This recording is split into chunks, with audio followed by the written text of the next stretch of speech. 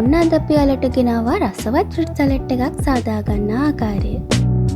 අපිට අවශ්‍ය වෙනවා ඇපල්, අඹ, මිදි, අන්නාසි, පේර, කොමඩු.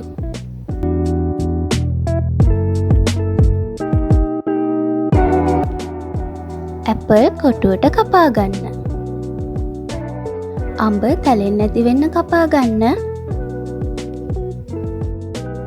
මිදි කපා ගන්නදී අනිත් පළතුරු වලට වඩා හීනියට කපා ගන්නවා නම් මෙතනදී ගොඩක් හොඳයි.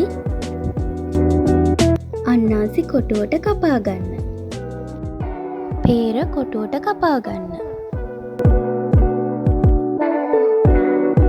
කොමඩු තරමක් ලොකු කෑලි කපා ගන්න ඕනේ.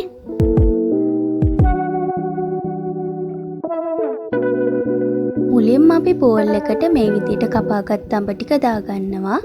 මේ විදියටම හීනියට කපාගත්ත මිදි, ඇපල්, තරමක් ලොකුවට කපාගත්ත කොමඩු වගේම පේර, අන්නාසිද එක් කරගන්න. හැදුවට මදි ලස්සනට සර්ව් කරගන්නත් ඕනේනේ. කප් එකකට අයිස්ක්‍රීම් හරි මිල්ක් මේඩ් හරි දාගන්න. අපි පැණි ටිකකුත් එකතු කරගන්නවා. වගේ ඒවා උඩින් දාලා ලස්සනට ඩෙකොරේට් කරගන්නත් පුළුවන්. ඔන්න අපේ ෆෘට් සලාඩ් එක දැන් ලෑස්ති.